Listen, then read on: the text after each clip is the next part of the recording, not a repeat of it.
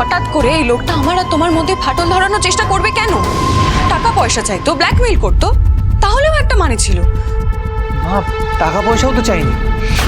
আমার কি মনে হয় বলো তো, এই রতনকে গিরিধারী বাবা সাজিয়ে আনার পিছনে অন্য কারোর হাত আছে। এই লোকটা এমন আচমকা এলো না, এমন একটা ঝড় তুললো যে তখন কিছু তাল করতে পারিনি আমি। তবে আমার কিন্তু তখনই একটা খটকা লেগেছিল। গুরুদেব যখন পুজোর জন্য ফিরে এলেন, উনি কেমন একটা ভয় ভয় ছিলেন না? উনি খুব নার্ভাস ছিলেন। আপনার কি শরীরটা ঠিক নেই? হ্যাঁ, না না, ঠিক আছে, সব ঠিক আছে, ঠিক আছে। একটু জল, মার সাথে একটু জল দেবে। গিরিধারী বাবার সব কথায় ভয় ভয় সায় দিচ্ছিলেন। যে গুরুদেব কিনা বলতেন যে আমরা হরগৌরী জুটি, উনি আজ বলে দিলেন যে ওনার গণনায় ভুল ছিল। হ্যাঁ, ঠিক বলেছো তো। শুধু তাই নয়, যে লোকটা এত কাল ধরে হিমালয়ে তপস্যা করেছেন, যোগীর জীবন যাপন করেছেন, তিনি ঠিক করে খড়ম পরে হাঁটতে জানেন না। তিনি ঠিক করে খড়মটাও পড়তে জানেন না।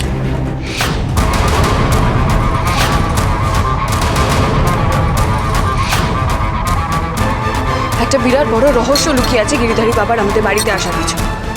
আমার না সব কেমন গোলমাল হয়ে যাচ্ছে ওইখানে। ঘাবড়ালে চলবে না, আমাদের খুব ঠান্ডা মাথায় পা ফেলতে হবে। আমাদের প্রমাণ জোগাড় করতে হবে যে এই লোকটা একটা ভণ্ড, মিথ্যে কথা বলছে। এই লোকটার আমাদের বাড়িতে আসার পিছনে একটা বিরাট বড় ষড়যন্ত্র আছে। কিন্তু তার চেয়েও বড় কথা, কে আসল কলকাঠিটা নাড়ছে? কে চায় যে তুমি আর আমি আলাদা হয়ে যাই? এতে তার কি স্বার্থ? আমাদেরকে এটা খুঁজে বার করতেই হবে। কিন্তু ওইখানে আমি তো কোনো পথই খুঁজে পাচ্ছি না। এই গিরিধারী বাবাকে ধরবো কি করে? আমার মনে হয় আমাদের আগে গুরুদেবের বাড়ি থেকে শুরু করা উচিত। আমাদের বোঝা দরকার যে উনি কেন ভয় ভয় ছিলেন, উনি কেন গিরিধারী বাবার সব কথায় সায় দিচ্ছিলেন। হ্যাঁ, একদম ঠিক বলেছো তুমি। আমাদের আর এক মুহূর্ত নষ্ট করা চলবে না, এক্ষুনি চলো। চলো তাড়াতাড়ি।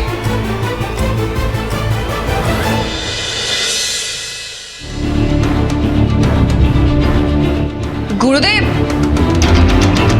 গুরুদেব, গুরুদেব, গুরুদেব, গুরুদেব তো এই সময় কোথাও বেরোন না। হ্যাঁ সত্যি তো।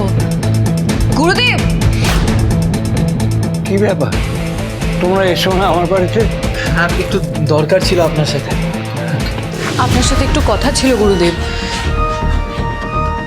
বলছিলাম যে গিরিধারী বাবা আমাদের বাড়িতে এসে যা যা বলে গেল সব সত্যি। আপনি বিশ্বাস করেন যে আমি শঙ্করের জীবনে অশুভ যোগ? আমি শঙ্করের জীবনে থাকলে শঙ্কর মারা যাবে? আমি গুরুদেব, আপনার গণনা তো কোনোদিনও ভুল হয় না। তাহলে আপনি কেন বলছেন যে আপনার আগের গণনা ভুল ছিল? যে আপনি কিনা আমাদের হরগৌরী জুটি বলতেন, আমাদের জোটকে হরগৌরীর জোট বলতেন, সে আপনি আজকে বলছেন যে ওইখানে আমার মৃত্যুর কারণ হতে পারে? আপনাকে কেউ কিছু বলেছে? কেউ ভয় দেখিয়েছে? না না, আমাকে কেউ কিছু বলেনি, কেউ ভয় দেখায়নি। তোমরা এখন এসো। কিন্তু গুরুদেব, কথাটা একবার শুনুন। যা হচ্ছে হতে দাও, তোমরা এখন এসো, আমার আন্নিকের সময় হয়ে গেছে। গুরুদেব, কথাটা শুনুন গুরুদেব। গুরুদেব কেমন একটা ভয় পেয়ে আছে মনে হলো না? হ্যাঁ, গুরুদেব না আমাকে খুব ভালোবাসে জানো। এর আগে কোনোদিনও এরকম অদ্ভুত ব্যবহার আমার সাথে করেন। গুরুদেব না নিশ্চয়ই কিছু জানেন ওইখানে। হ্যাঁ, আমারও তাই মনে হয় জানো। সেটা ওনার থেকে বার করবো কি করে? আগামীকাল এসো বৌমা বাড়ি ছেড়ে চলে যাবে। বাড়িটা একদম লক্ষ্যে ছাড়া হয়ে যাবে মহেশ্বরী, লক্ষ্যে ছাড়া হয়ে যাবে। গিরিধারী বাবা যতই আমার এই স্মার্ট মেয়েকে অলক্ষী বলুন না কেন, আমি মন থেকে কিছুতেই এটা মেনে নিতে পারছি না।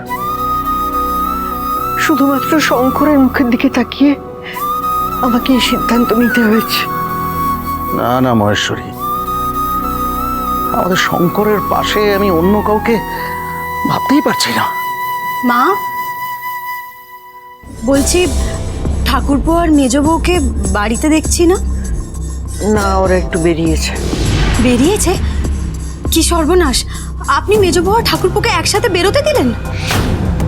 কেন একসাথে বেরিয়েছো তো কি হয়েছে? না, মানে ওই গিরিধারী বাবা বলে গেলেন না যে আমাদের মেজ বউ নাকি ঠাকুরপোর জন্য একদম শুভ নয়, তাই। তুমি থামো তো বড় বৌমা। এতকাল মেজ বৌমা আমাদের বাড়ির জন্য যা যা করেছে তাতে আমাদের বাড়িটার কোনো ক্ষতি হয়নি, আমাদের পরিবারের কারো কোনো ক্ষতি হয়নি, এমনকি শঙ্করের কোনো ক্ষতি হয়নি। এরপর যদি স্বয়ং ঈশ্বরও এসে বলেন মেজ বৌমা অশুভ, আমি অন্তত তা মানব না। বাবা, এটা মেনে নিতে কি আমাদের কারোর মন চাইছে? কিন্তু মেনে নেওয়া ছাড়া যে আর কোনো উপায় নেই। ভবিতব্যকে কে অস্বীকার করতে পারে বলুন তো? মা, বলছি ঠাকুরপো আর মেজ বউ কোথায় গেছে? জানি না, আমাকে বলে বেরোয়নি, আর আমিও জিজ্ঞেস করিনি।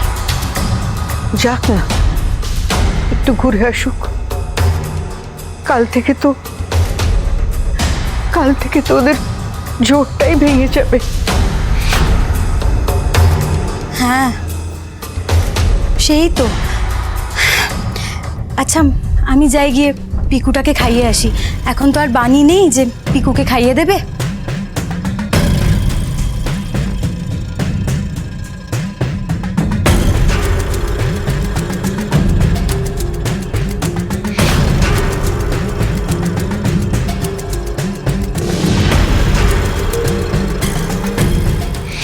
মা, খুব তো গেছিলেন মেজ বুয়া ঠাকুরপোর জোরটা শক্ত করতে।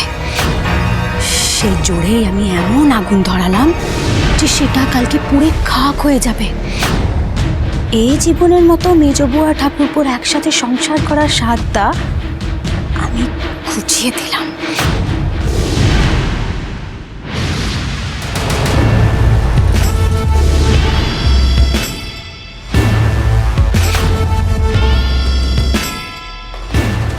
এই তো দারুণ অ্যাক্টিং করেছেন। বস আপনাকে খুশ করে দেবে। তোমরা যা বলেছ আমি তো তাই করেছি। তোমরা এমনিতে শঙ্কর আর ঐশানীমার অনেক ক্ষতি করেছো। আরে বাবা, আপনি নিজের ভালোটা ভাবুন, অন্যের ভালোটা ভাবার আপনার কাছে একদম টাইম নেই, বুঝেছেন? চলুন। কোথায়? বস মানে গিরিধারী বাবার থেকে। কেন? আপনি না বড্ড প্রশ্ন করেন। আপনাকে এইভাবে একা ছেড়ে দেওয়াটা ঠিক হবে না। আজকে রাতটা আপনি বসের থেকে গেলেন, কারণ আপনার ওই হরগৌরীর জুটি যদি আবার হানা দেয়। তাছাড়া আপনি বুড়ো মানুষ, যদি কোনো চাপে পড়ে কিছু ফাঁস করে দেন তাহলে তো আপনার জান নিয়ে টানাটানি পড়ে যাবে। হ্যাঁ, তার চেয়ে বলি কি, কালকে শঙ্করের বিয়েটা হয়ে যাক, হ্যাঁ, তারপরে আপনার ছুটি। হ্যাঁ, চলো ছুটি। কি করছো তোমরা?